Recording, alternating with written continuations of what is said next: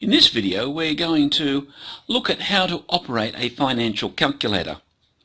Now, financial calculators are different from regular scientific calculators because of their ability to do financial mathematics, and that's specifically compounding interest and the mathematics of annuities. If you want to check up on the way that annuity mathematics works, you can look at almost any finance textbook and really a number of other places as well. Whipple's text on valuation has a section on financial maths. But for our purposes, we're going to assume that we're really only interested now in those financial functions. Now, the calculator we're going to use as an example is pretty much the industry standard financial calculator. You'll find that if you come across somebody who works in finance or accounting or in property consulting, in funds management and so on, highly likely they'll have a HP, a Hewlett-Packard 12C somewhere, either in their pocket or in their desk. And even though we tend to rely on Excel spreadsheets largely for our calculations, especially in this course, in practice, what you find is that you really can't go very far if you can't do the same calculations where they calculated, because often you won't have a computer available, maybe the spreadsheet isn't with you, you want to check some report or something quickly. Really having proficiency with a financial calculator is very important. Now, most of the normal mathematics you would have already practiced to death at school, and so here we're simply going to look at those calculations which are particular to the financial environment. There are other financial calculators about. Casio and Sharp make them, and you'll find that their operation method is often quite different. However, I'll use the HP12C because, as I say, it tends to be the calculator of choice for serious professionals in the finance area. Okay, let's look at what the 12C does. First of all, you'll notice that the 12C, at least this model, doesn't have an equals button on it, and that's because it uses reverse Polish mathematics. There is a version of the 12C which is called the 12C Platinum, which is able to work in the regular calculator mode with an equal sign and parentheses and so on. It's considerably less efficient because the reverse Polish method of calculation is extremely efficient. However, we're not interested in regular calculations here. We're interested specifically in looking at how we do annuities, and we're going to be looking at 5 buttons.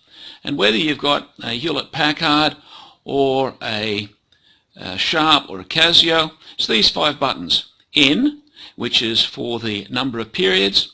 I is for the interest rate, the discount rate, the escalation rate, whatever, the rate of return, the time value of money. PV for present value, PMT for payment, and FV for future value. They are the 5 buttons which make a financial calculator unique. And some of those calculations you can do with regular scientific calculations, some of them you can't.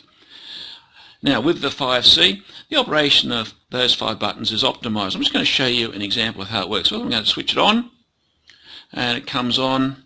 You'll notice that it's already have the result here for some previous calculations.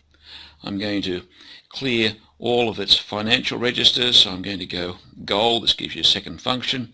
Financial registers, and I'll just clear everything I can find in there. Clear X. Okay, so I'm now all clear. Okay, I'm going to consider a situation where I have a 15% rate of interest. So my interest rate is 15, goes in as a percentage. That's 15 for 10 years. N equals 10. And you'll notice I just key the number. Let's say I have $100. I'm going to put away maybe for long-term savings or something, and I'm going to call that the payment, so I'll simply hit the payment button. What have I done there? I've hit the number followed by the button where I'm putting the data in. And so far I've put in a number of years into the N position, the number of periods. I've put in 15% for the rate of interest, or rate of return, discount rate, whatever type of calculation I'm using, and I've put in a payment of $100. Now, if this is going in as a savings account where I'm going to eventually pull the money out at the end, I'm going to be interested in the future value.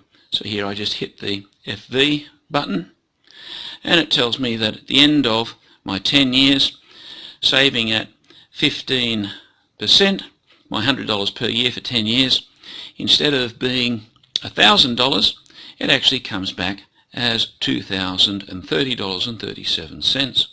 It's all very good. Okay, let's do another one. I'm going to clear my financial registers here. See the gold clear fin there. You'll notice that it hasn't changed what's on the display, because the display is not the financial memories, but I'll clear that just so that we can be kind of content there. Let's look at a situation where perhaps I might take a loan. I might take a loan of $1,000. So that's $1,000. I'm going to put that in as a present value because that's the amount of dollars that the bank is going to give me today. That's present value. Put that in. Then the bank is going to charge me 10%, 10 into the I, and I might be repaying that over 5 years. So I'll put 5 into the N register. Now I want to work out what payment I'm going to have to pay. Hit the payment button. What you see is that when I hit data followed by one of these keys, it loads that data into that register, whatever it's going to be. When I hit one of the other keys after I've loaded some data into it, the calculator knows that I want that answer. So here I've worked out that I have to pay $263.80 at the end of each year for the next however many years to take that loan. That's about all there is to it. Depending on what I want to calculate, which buttons I put in, usually you need to put in at least 3 of the values to work out a fourth.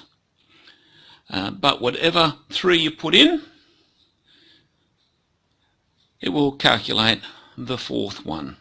Okay, usually you have to put in data, either the number of periods or the interest rate as part of your data, because if you put in as your 3 bits of data, present value, payment and FV, the poor little machine won't be able to solve for N and I. But if it's got either N or I as data, it will happily calculate the other. That's about all there is to it. From here, the best thing to do is to go to the instruction manual in your calculator.